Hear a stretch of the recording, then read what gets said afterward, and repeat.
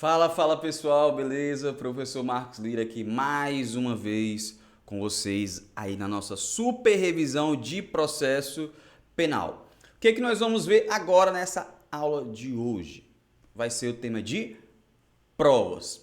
Lembrando que a gente trabalha da seguinte forma: você já assistiu algumas aulas anteriores, você sabe que o nosso intuito aqui é focar no que realmente é cobrado pela banca examinadora, na própria OAB, beleza? Dentro desses principais temas, focar nos principais aspectos dentro de cada um desses temas.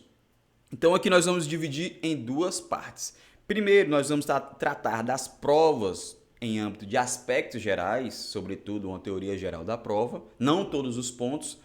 E depois nós vamos trabalhar ali as provas em espécie, beleza? Aqui nós vamos dividir em dois blocos porque tem alguns temas ali importantes que a gente vai acabar se excedendo um pouco no tempo. Mas não vai ser uma aula muito demorada.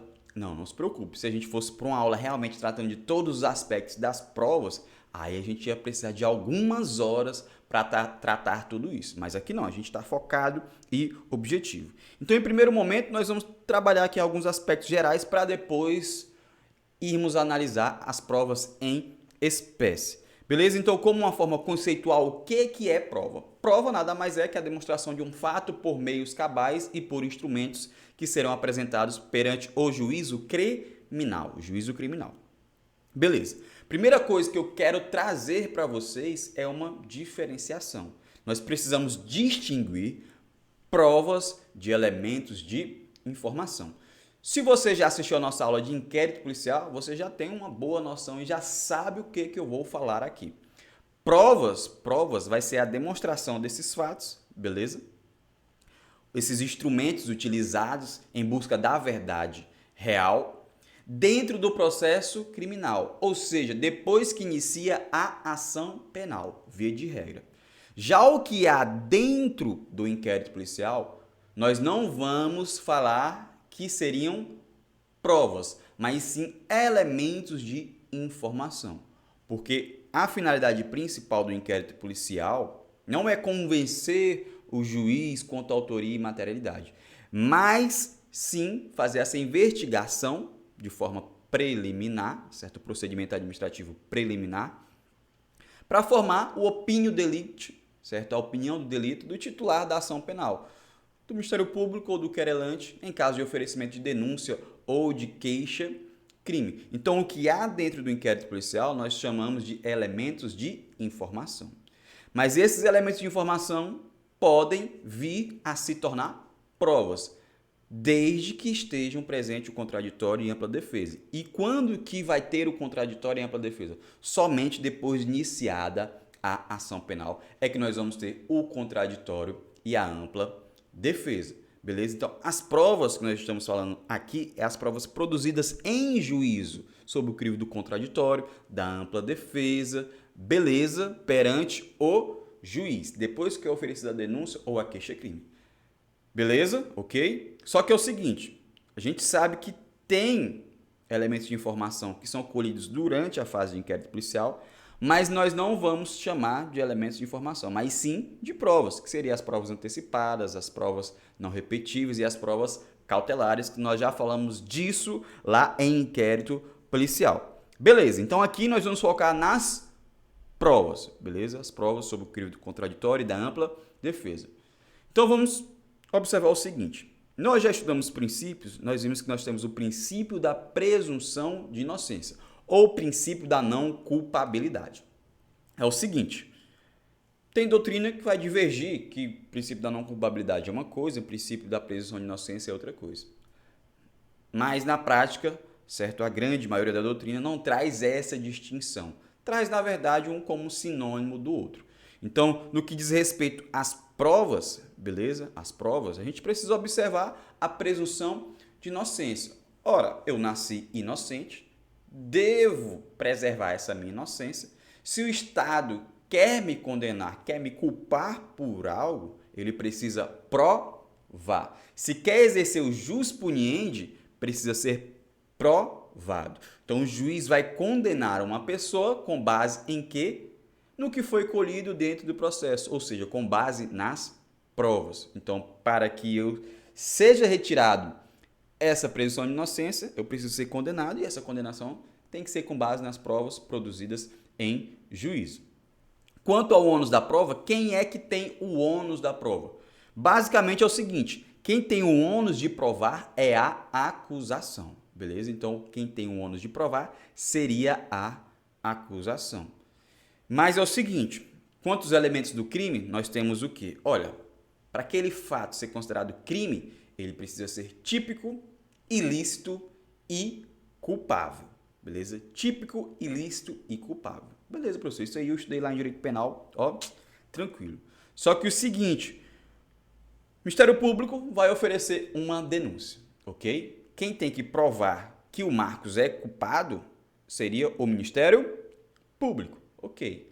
Mas o ônus da prova, o dever de provar, diz respeito apenas à tipicidade, beleza? Então ele tem que provar que a conduta aconteceu, certo? Tem prova da materialidade, tem ali prova da autoria, coautoria, participação, e aquele fato é típico, beleza? Porque a ilicitude, a culpabilidade, ela é presumida. Então, o ônus da prova da ilicitude, certo? Ela é presumida e da culpabilidade também. Entretanto, todavia, se a defesa está alegando que está presente alguma excludente de ilicitude, que está presente uma excludente de culpabilidade, então cabe à defesa provar que essa pessoa agiu em legítima defesa, certo? Estado de necessidade, ilicitude ou alguma excludente de culpabilidade. Então, a acusação tem o ônus de provar a tipicidade, mas não tem a obrigação de provar que o fato é ilícito, certo? E não está presente nenhuma excludente de ilicitude. Não tem que provar que o fato é culpável, que não está presente nenhuma culpabilidade, porque isso é presumido. Beleza? Além disso, outra consequência da presunção de inocência seria o indúbio pro réu. Toda vez que nós vamos observar que uma pessoa ela é condenada, tem que haver a certeza. Então, quando o juiz condena uma pessoa, é porque diante das provas colhidas em processo, ele tem a certeza que aquele fato é típico, ilícito, culpável, tem prova da materialidade e tem prova da autoria ou participação dessa pessoa. Uma vez que o juiz pode absolver essa pessoa, em quais possibilidades? Quando tem alguma causa de absolvição, certo? Do 386, absolvição sumária 397, ou lá no Tribunal do Júri, mas quando houver dúvidas também, beleza? Se as provas não trazem uma clareza, uma exatidão para que o juiz condene aquela pessoa, havendo alguma dúvida, na dúvida, certo? Vai favorecer o réu, indúbio pro réu. Isso na hora de se sentenciar. Porque lá no início, por exemplo, a gente pode encontrar algumas situações de indúbio pro societar, onde haja dúvidas e o juiz mesmo assim mande prosseguir o processo. É o oferecimento da denúncia, né? Olha, que eu tenho algumas dúvidas, mas vou mandar prosseguir o processo, indúbio pro societar. Mas quando vai condenar com base nas provas, só pode condenar se houver certeza. Qualquer resquício de dúvidas, essa pessoa deve ser absolvida. A dúvida é favorável ao réu, indúbio pro réu. Além disso, as provas aqui, no que diz respeito aí às consequências da presunção de inocência, nós temos a prisão cautelar. Pessoal, é o seguinte, prisão cautelar é última ratio. Então, não é porque alguém está afirmando que eu cometi um crime, não é porque foi oferecida a denúncia, não é porque eu fui preso em flagrante, não é porque tem uma investigação que a minha liberdade ela deve ser privada desde agora.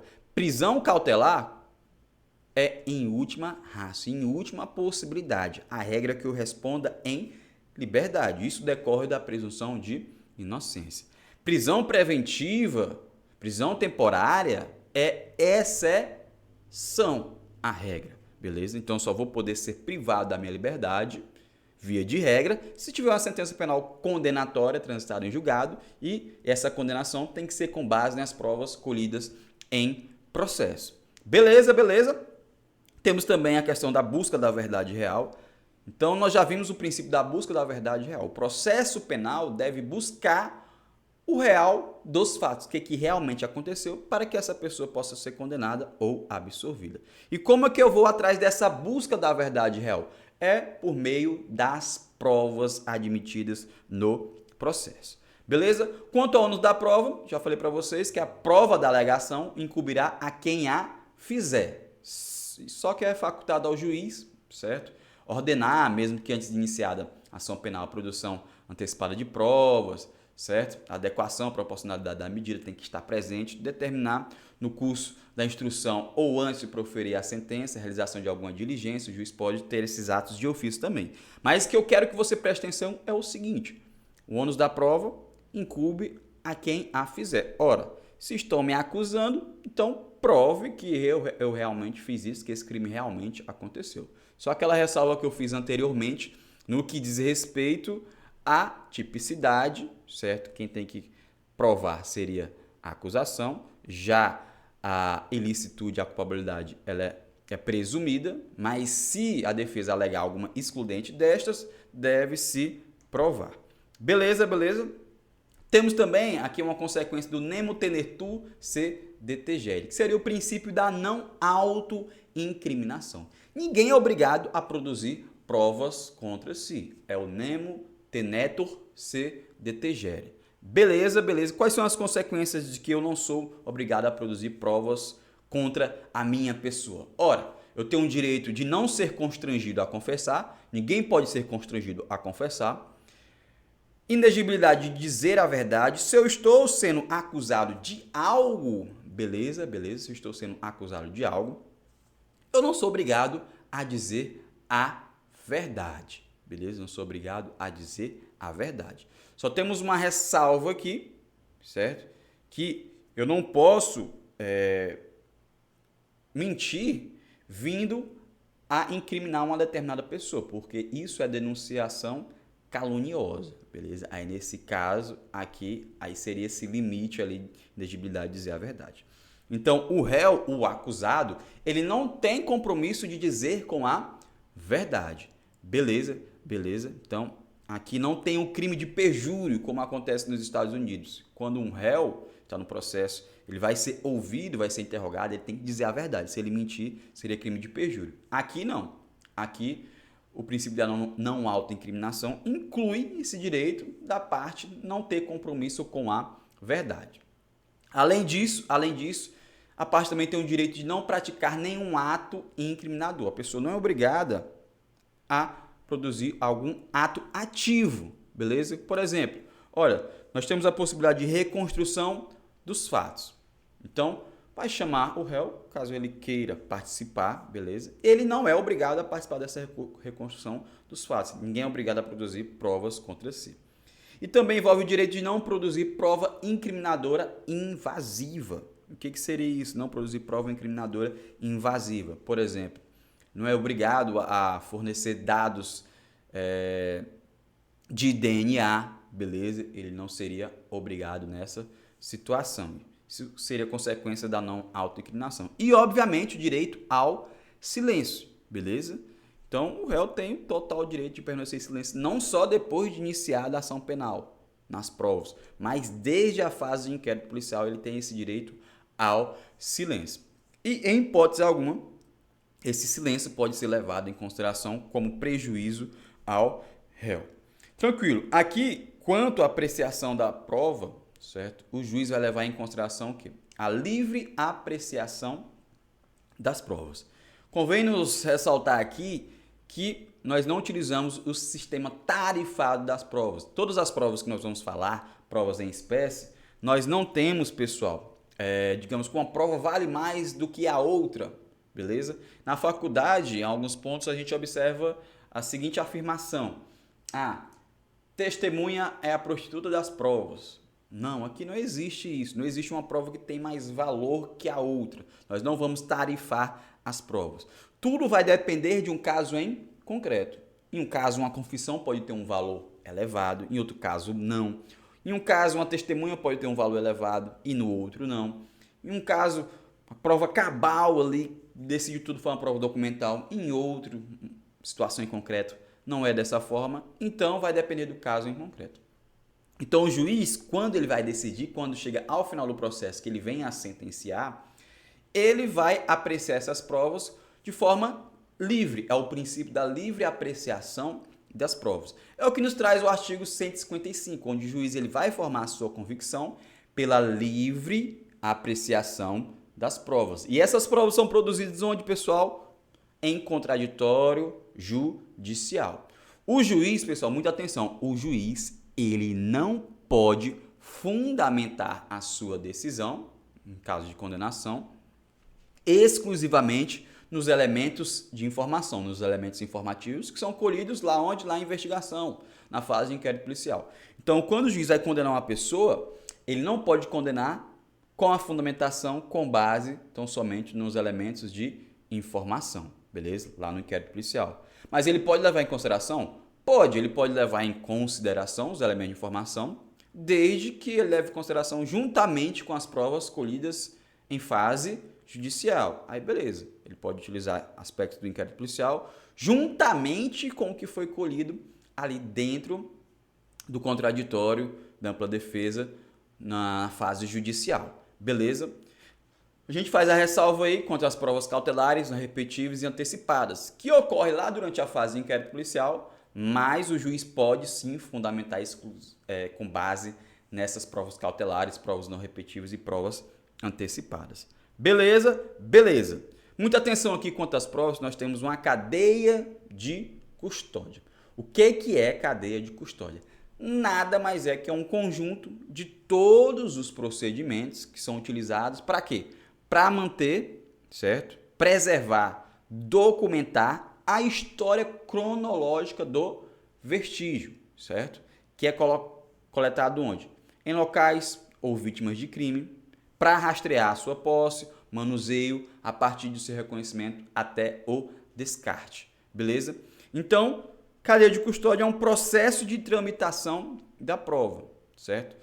Todo crime que houver vestígio, aquele vestígio, ele precisa ser identificado, precisa ser analisado, precisa ser guardado, precisa ser processado. Então, cadeia de custódia seria todo esse procedimento. É o processo que vai tramitar a prova, a colheita de um vestígio. Beleza? Beleza? O artigo 158 nos fala o quê? Que quando a infração deixar vestígio, é indispensável o exame de corpo de delito. Só quero trazer só essa parte do 158 agora. Depois nós vamos falar das provas em espécie e nós vamos falar do exame de corpo de delito. Então é o seguinte, professor, sempre o exame de corpo de delito ele é obrigatório? Não, somente nos crimes que deixar vestígio, beleza? Então, todo crime que deixa vestígio, então nós temos ali um corpo de delito. E nesse corpo de delito é preciso fazer um exame pericial. Quando eu me refiro a exame de corpo de delito, não é em situações em que tenha consequência apenas em pessoas. É tudo que houver vestígios. Ora, se eu estou dizendo que teve um arrombamento, certo? Teve um furto mediante arrombamento, tem que ter uma prova pericial ali para averiguar se realmente teve um arrombamento, beleza? Nesse caso, precisa ter um exame de corpo de delito, tranquilo? Precisa realizar uma prova pericial na arma, algo do gênero, exame de corpo de delito, tranquilo? Então, todo crime que deixa vestígio é obrigatório fazer o exame de corpo de delito. Então, deixou um vestígio, e aí, agora, o que a gente vai fazer com esse vestígio? Como é que a gente vai realizar esse exame de corpo de delito? Como é que a gente vai realizar a perícia? O que tem que se fazer? Isso é a cadeia de custódia, desde a identificação até o descarte, seria a cadeia de custódia. E é o seguinte, quais são as etapas da cadeia de custódia? Nós temos lá no artigo 158B do CPP. Eu peço que vocês leiam 158B, porque lá vai ter todo o procedimento. Aqui eu só trouxe de forma resumida. Primeiro, o reconhecimento. Temos um vestígio. Beleza, olha, ali tem um vestígio e é importante. Depois disso, tem a necessidade de se isolar o local. Tranquilo? Depois de se isolar o local, faz a fixação. Ora, vamos anotar aqui o que é isso de fato aqui. Foi isolado ou vamos analisar a situação. Beleza, foi fixado, é isso aqui que realmente é importante. Agora nós vamos retirar, nós vamos guardar, ou seja, nós vamos acondicionar, vai acontecer o acondicionamento. Colocar em algum saco plástico, certo? Ali que sempre com o intuito de preservar a qualidade do vestígio. Beleza, foi acondicionado, está guardado, agora nós vamos transportar, vai levar para um determinado local. Foi transportado, vai ser recebido, tranquilo, vai ser recebido ali e vai ser processado. Processado seria o próprio exame ali de corpo de delito, seria a própria perícia para ser analisado naquele vestígio ali. E o armazenamento, depois que foi feito a perícia, depois que foi feito o exame de corpo de delito, vai ser armazenado e em um momento oportuno ele vai poder ser descartado. Então é desde o reconhecimento até o descarte acontece essa cadeia de custódia. Professor, ok, tem a cadeia de custódia e as provas devem obedecer essa cadeia de custódia. Se houver violação, estamos diante de uma nulidade?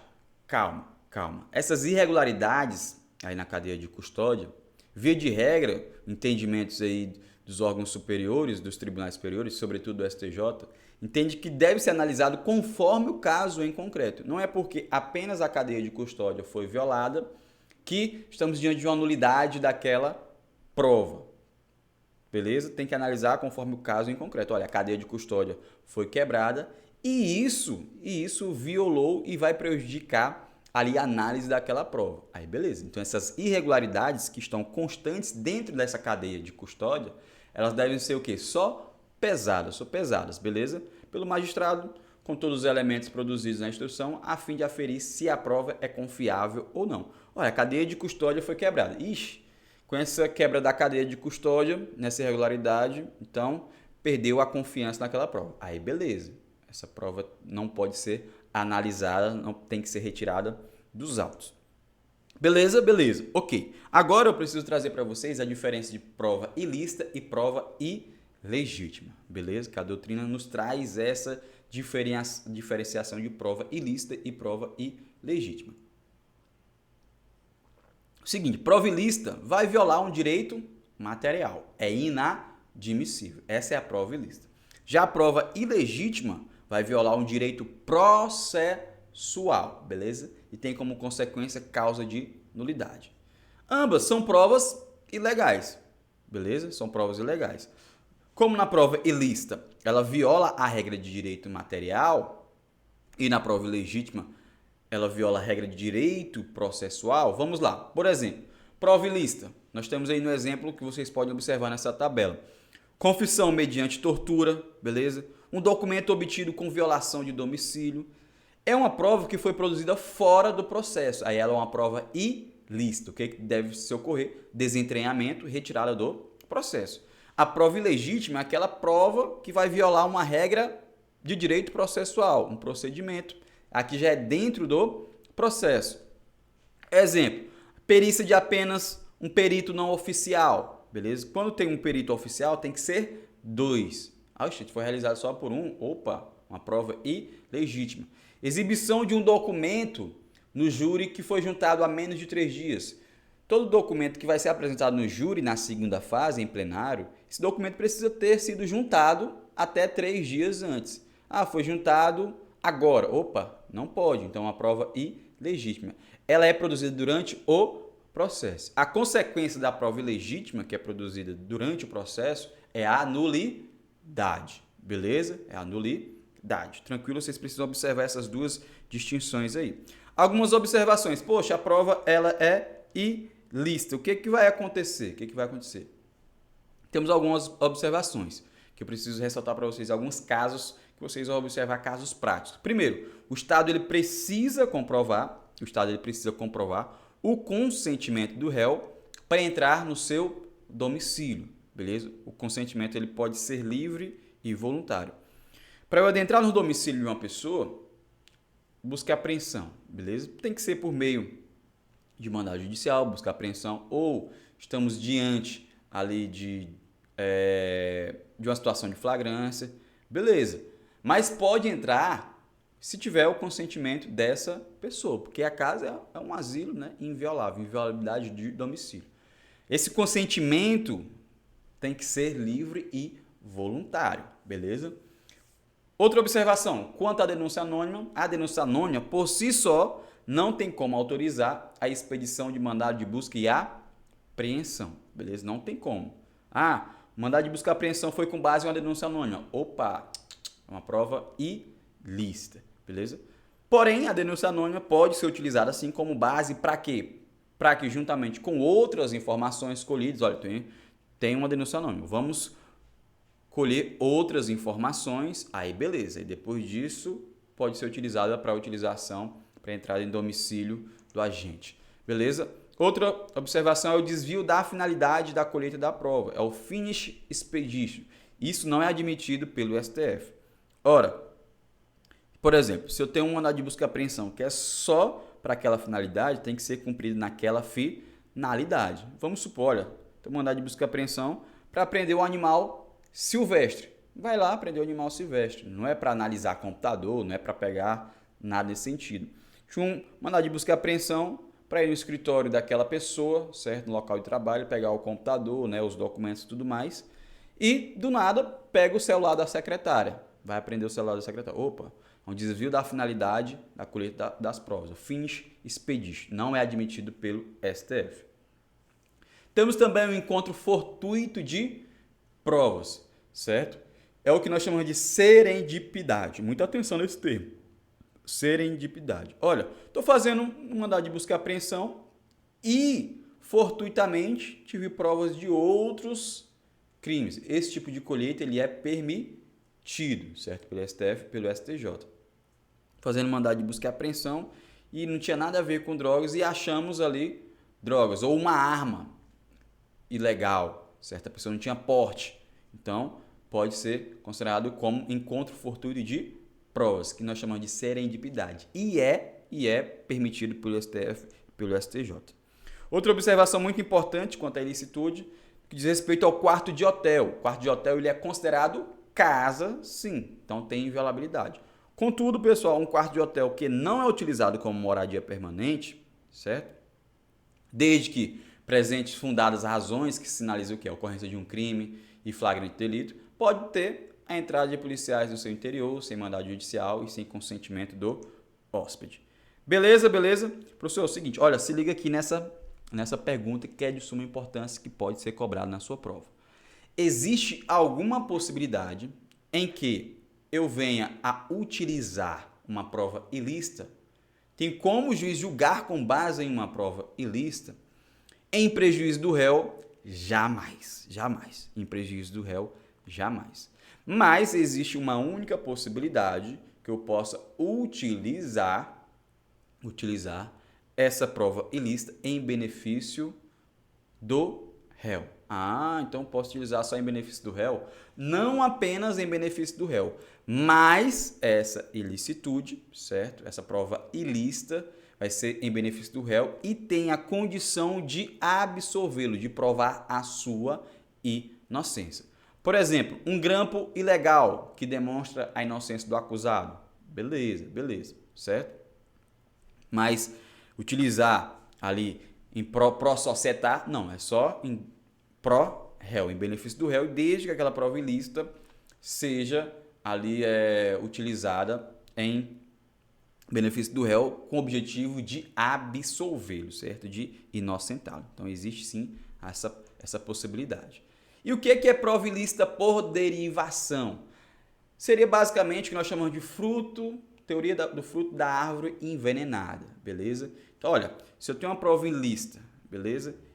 E eu obtive outra prova que é derivada dessa ilícita, então está contaminada e tudo deve ser desentranhado do processo. É o que nos traz o artigo 157. São também inadmissíveis as provas derivadas das ilícitas. Se eu tenho uma prova ilícita e tenho outra que é derivada da ilícita, também vai ser retirado. Agora é o seguinte, nós vamos admitir uma prova derivada da ilícita quando não evidenciado o nexo de causalidade entre uma e outra. Olha, isso aqui não tem nada a ver com essa aqui, não foi obtido por conta dessa prova ilícita. Ou quando essa prova derivada puderem ser obtida por alguma fonte independente da primeira. Beleza? Por alguma fonte independente da primeira. Vamos supor o seguinte, olha, tem uma prova ilícita, certo? Que foi com base em um extrato, foi quebrado o sigilo bancário ali, o extrato sem autorização judicial. Poxa, e foi juntado, opa. Mas, posteriormente, já iria juntar, porque o réu é filho da vítima e tudo mais, ia ter acesso, porque ele é herdeiro. Então, poxa, tem uma prova ilícita, aí outra derivada da ilícita. Oxe, é inadmissível. Mas essa prova derivada, eu já iria conseguir ela de todo e qualquer jeito por outro meio, ela seria inevitável de qualquer forma. Aí eu posso utilizar essa prova derivada da ilícita. E quais as consequências da ilicitude? Preclusa a decisão de desestranhamento da prova declarada inadmissível, ela não pode ser utilizada por decisão judicial. Tem uma prova ilícita, ela tem que ser desentranhada, certo? Se a prova é ilegítima, certo? É declarada a nulidade, beleza? E outra consequência, além de ser desentranhada, não pode ser utilizada na decisão do juiz. O parágrafo 5º nos traz que o juiz que conhecer do conteúdo da prova, declarada inadmissível dessa prova ilícita, ele não pode proferir a sentença ou acordo. Olha, foi o juiz que reconheceu, epa, essa prova é ilícita, ela tem que ser desentranhada. Então, se ele teve contato, ele não pode decidir ali, ele não pode proferir sentença ou acordo.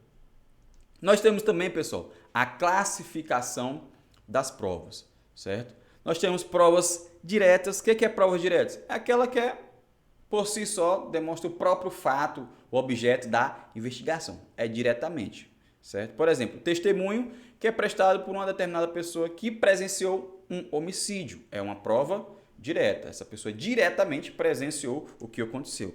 Já a prova direta é aquela que não vai demonstrar diretamente determinado ato ou fato, mas que permite deduzir ali as circunstâncias a partir de um raciocínio lógico, beleza? Nessa situação, o álibi, por exemplo, olha, a pessoa estava em outro local. Então presume-se que ele não tem nada a ver com essa situação. Então, indícios. Indícios são provas indiretas também. Nós temos a prova emprestada. O que é prova emprestada? Prova emprestada é aquela prova que foi produzida em outro processo, tranquilo? Foi produzida em outro processo e é transportada para o processo penal. Olha, essa pessoa está respondendo por um crime aqui e nós precisamos utilizar a prova emprestada de outro processo. Pode, beleza? Nós temos a regra geral que é admissível, sim, a prova emprestada, desde que tenha ali no processo originário, de onde eu vou pegar a prova emprestada, tem que ter tido o contraditório e a ampla defesa, e o réu, nesse processo novo, em que eu vou ter que pegar lá do outro processo originário a prova emprestada, então ele tem que ter participado no mesmo processo originário. Tranquilo? Olha, temos um processo B, mas a gente precisa utilizar uma prova emprestada do processo A. Então, nesse processo A que eu vou pegar a prova emprestada, esse réu aqui do B tem que ter exercido o contraditório na produção dessa prova, da ampla defesa, e ele tem que ter participado ali desse processo originário, certo? Mesma parte, beleza? Essa prova aqui, essa prova emprestada, ela depende de quê? Pode ser a pedido das partes, da acusação, da defesa, mediante autorização do juiz, beleza? O juiz pode negar. Ou também pode ser de ofício ali o juiz, olha, de ofício vou pegar a prova emprestada. Nós temos também, pessoal, a prova nominada. O que é prova nominada? É aquela que tem nome e previsão conforme a lei, beleza? Está prevista expressamente na lei. Por exemplo, testemunha, prova nominada. Indícios, prova nominada. Exame de corpo de delito, prova nominada. Está prevista na legislação. A perícia, certo? Confissão, reconstituição dos fatos, tudo isso tem previsão legal. Na lei de drogas, tem o laudo de constatação de drogas, está previsto lá, então são provas nominadas. Mas aí, professor, então quer dizer que eu só vou poder utilizar provas que tenha contido expressamente na legislação? Não, nós temos as provas inominadas. Nós vamos levar em consideração o quê? O princípio da liberdade dos meios de provas.